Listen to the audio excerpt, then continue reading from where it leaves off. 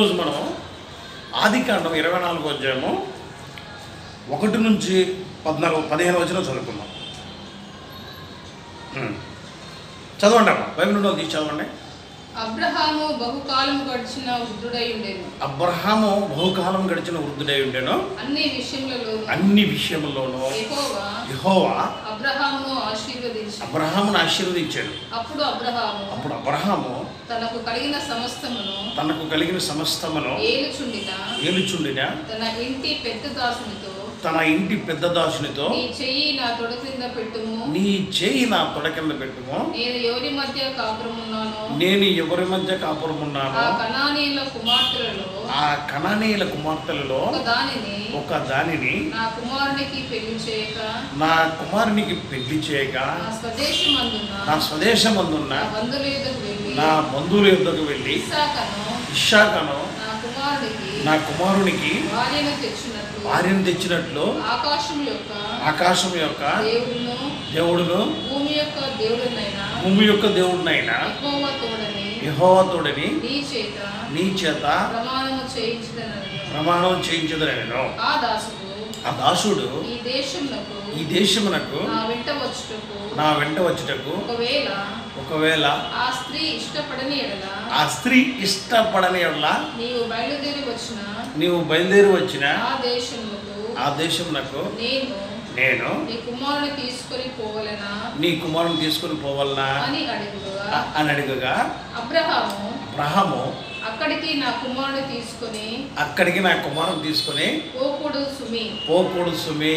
ఇది కదా ఇక్కడ ఏమైందంటే అబ్రహాం గారు అంతా అయిపోయింది, ఏళ్ళు నిండిన వృద్ధుడైపోయాడు. ఇక ఆ ఇంట్లో ఆయన గృహ నిర్వాహకత్వం జరిగిస్తున్న దాసుడు ఉంటాడు కదా, ఆయన పిలిచి బాబు ఇక్కడ రమ్మా, ఇక్కడ నా ఏజ్ అయిపోయింది, ఇక ఏం చేస్తారంటే మీరు నా కుమారునికి ఈ కనానీయులు వంశంలోనూ యాగిప్తీయులు సంతానంలో ఉన్న ఆడపిల్లల్ని పెళ్లి చేయొద్దు, ఈ కనానీయుల సంతతిలో అమ్మాయిని నా కుమారుడు పెళ్లి చేయకూడదు. ఎవరిని చేయాలి అంటే నా పితరుల దేశానికి వెళ్ళి అక్కడి నుంచి ఒక కుమార్తెను తెచ్చి ఒక స్త్రీని తెచ్చి నా కుమారుడికి పెళ్లి చేయాలి అని ఆయనతోని యెహోవా నామమున ప్రమాణం చేస్తాడు.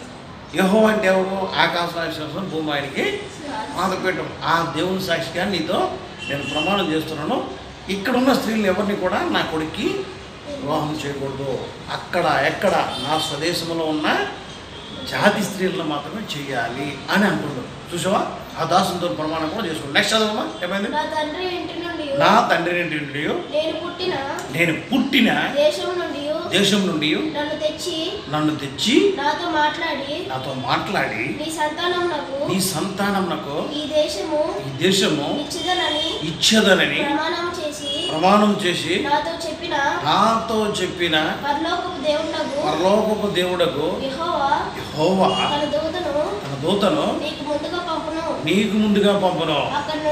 అక్కడ నుండి నీవు నా కుమారునికి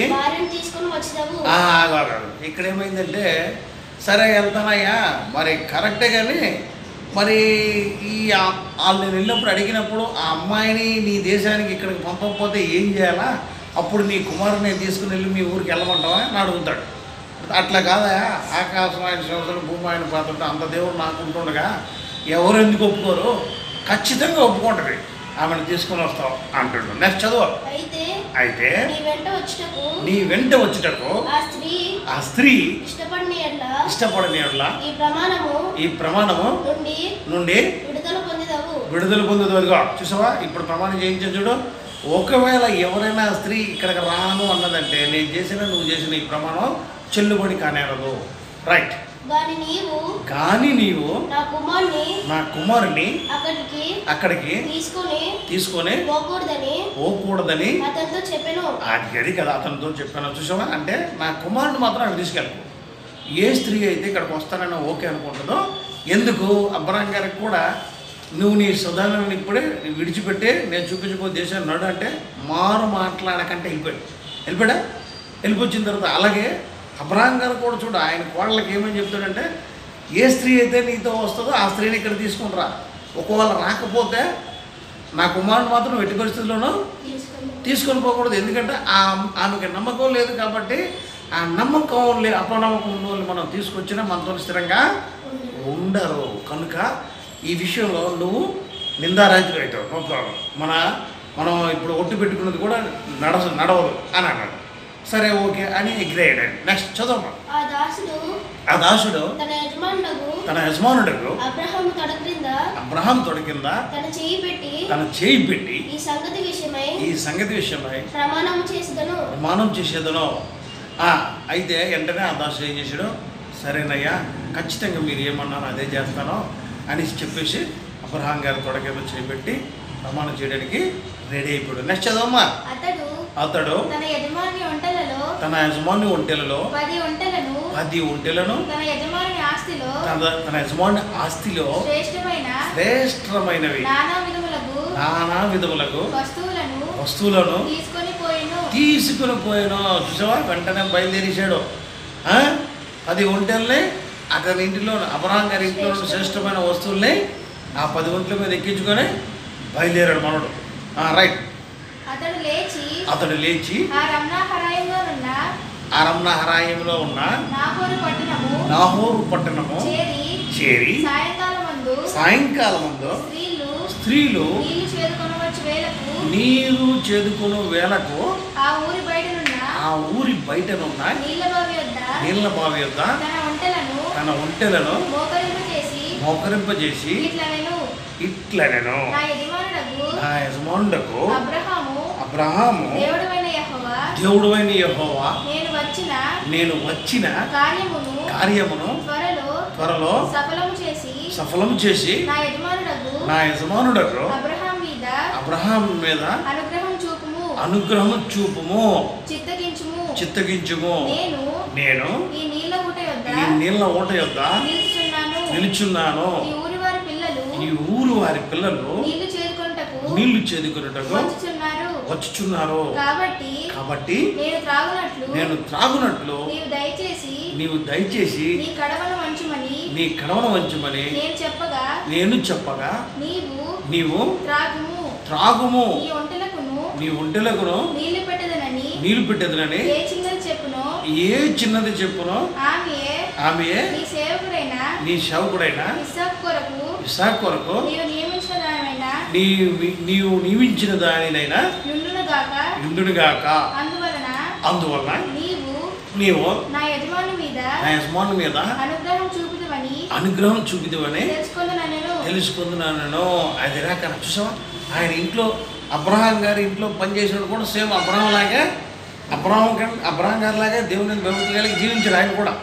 అమ్మ అక్కడికి వెళ్ళి చూసావా, ఆ నాహోర్ అనే ఊరికి వెళ్ళి ఆ సాయంకాలంలో స్త్రీలందరూ నీళ్ళు చేదుకునే బావి దగ్గరికి చేరి అక్కడ ఒంటెలను పరకుండా పెట్టి శాత తీర్చి ఈయనేం చేస్తాడు, ఆకాశం చేతులు ఎత్తి అబ్రహాం దేవుడు అయిన నా యజమాని దేవుడా యెహోవా, నాయన నేను ఇక్కడికి వచ్చిన కార్యక్రమం ఏంటో మీకు తెలుసు. యేసు నామములో నాయన నేను ఇప్పుడు ఏదైతే ఏ చిన్నదైతే నీళ్ళు తోడడానికి వస్తానో ఆ నీళ్ళు చేదుకోవడానికి వచ్చిన వాళ్ళు ఆ ఏ అమ్మాయినైతే నాకు కొంచెం నీళ్ళు పోయానంటే ఒప్పుకుందో, నా ఒంట్లకు కూడా నీళ్ళు పోస్తుందో ఆ అమ్మాయే మీరు నా యజమాని కొడుకు కోసం అనుగ్రహించిన భార్య అని నేను అనుకునేటట్టు నీ కృప దయచేయండి, ఈ వచ్చిన కార్యక్రమం సఫలం చేయండి అని. చూసావా, అబ్రహాం గారు ఇంట్లో పనిచేసిన సేవకుడికే ఎంత దేవుని భయం ఉందో మనం అలా చేస్తామా ఈ రోజుల్లో?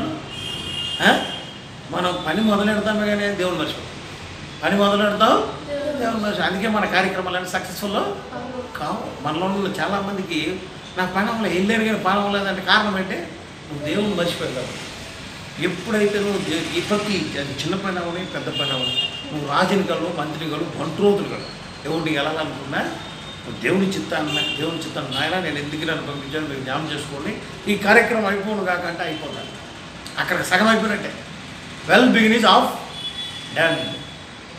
అందుకనే మనం ఏం చేయాలంటే ఫస్ట్ మనం దేవుడిని గుర్తుపెట్టుకోవాలి, ప్రార్థన చేసుకొని వెళ్ళే ప్రార్థన పూర్వకంగా ఏది ఎదిగినా అది మీకు అనుగ్రహింపబడినని ఎక్కడ అంటాడు దేవుడు? యేసుప్రభువారు యోహాను సువార్తలో అంటాడు, మీరు నా యందు నిలిచి ఉండి నేను మీ యందు నిలిచి ఉన్నప్పుడు మీకు ఏది ఇష్టమో అది అడగండి అది మీకు అనుగ్రహింపబడు. అది మనం మర్చిపోతాం. అది మర్చిపోయి ఏదైతే దేవుడు వద్దన్నాడో దాన్ని పట్టుకుని నిలబడిపోతా ఉంటాం. సంవత్సరాలు నిలబడిపోతుంటారు. అందులో ఏటి లేదు, అక్కడ ఊరికి నిలబడిపోతుంటాం. ఏమీ లేని దగ్గర ఏమడిపోతుంటాం, అన్నీ ఇచ్చిన దేవుడు మర్చిపోతాం. అందుకే మనకి ఏది అనుగ్రహింపబడట్లేదు. మనకు అనుగ్రహింపబడాలి, నీ దీవెన నీకు దూరం అవుతుందంటే దానికి కారణం ఏంటంటే కారణం నువ్వే, ఇంకెవరు కాదు. కనుక చాలా జాగ్రత్తగా ఉండాలి. అబ్రహాం గారు దాసుడు చూడండి ఎంత బాగా చక్క చేశాడో. ఆ నెక్స్ట్ రేపు ఎలాగ దేవుడు ఆయనకి నువ్వేదైతే అడుగుతావో నాకు ఇష్టమే. మత్తయి సువార్తలో ఎన్నో ఉన్నాయి చూసారు. దేవుడు చేసిన యేసయ్య చేసిన అద్భుతాలు. ఒక కుష్ఠరోగి వచ్చి ప్రభువా నా విధిగా ఉన్నాడా యేసయ్య, నన్ను కరుణించుము, నీకు ఇష్టమైతే నన్ను శుద్ధునిగా చేయగలవు అని అంటే నాకు ఇష్టమే, నువ్వు శుద్ధుడు కమ్మను పలికాడు. నువ్వు ఏదైతే దేవుని చిత్తానుసారంగా నువ్వు అడుగుతావో ఆయనకి ఇష్టం అది. నువ్వు దేవుని చిత్తానుసారంగా నువ్వు ఎన్ని అడిగినా you will not successful in this world. నువ్వు ఎక్కడికి వెళ్ళిపో, నువ్వు సక్సెస్ఫుల్ కావాలంటే నీకు దేవుడు ఉండాల్సిందే. ఒకవేళ సక్సెస్ వచ్చిందంటే, దేవుడు లేకుండా సక్సెస్ వచ్చిందంటే అది ఎక్కువ రోజులు నిలబడదు. అది సైతాన్ని ఇచ్చే సక్సెస్ కాబట్టి వాడు ఇమీడియట్లీ లాగేస్తాడు, నేను దోషెత్తాడు. కనుక అందుకని సైతాన్ని గాడి తోవల్లో నడిచి నేను సక్సెస్ఫుల్ అయిపోతున్నాను అనుకుంటే మోసపోయినట్టే. మోసపోయి నువ్వు కాలిపోయింది కాకుండా నీ వంశాన్ని నీ కుటుంబాన్ని మొత్తం కాల్ చేసిన దానిగా అయిపోతావు అన్నమాట. ఖచ్చితంగా మనం ఏం చేయాలంటే దేవుడు చెప్పే మాట వినాలి. దేవుడు చెప్పే మాట వినేటప్పుడు దేవుడు మాటలు ఎవరైతే చెప్తున్నారో వాళ్ళ మాట కూడా వినాలి. ఇష్టానుసారంగా ఉన్న వాళ్ళ మాటలు వినక్కర్లేదు. దేవుడి మాటలు బాగా చెప్తున్నారు. దేవుడి చిత్తానుసారంగా ఎవరు ఉంటారు, దైవదాసులు ఉన్నారా వాళ్ళ మాట వినాలి.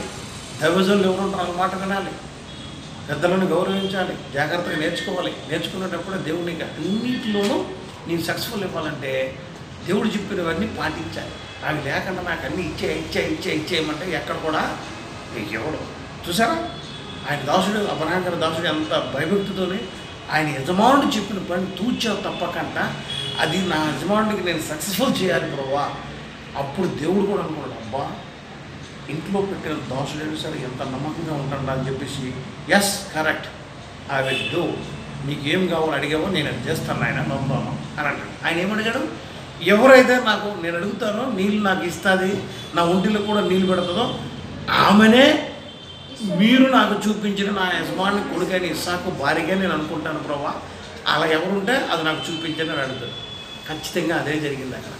నెక్స్ట్ మనం రేపు చెప్పుకునేటప్పుడు ఇదే లెసన్లో ఏం జరిగిందని మనం రేపు చూద్దాం. అంతవరకు దేవుడు మనల్ని కరుణించి కాపాడి నడిపించును కాక.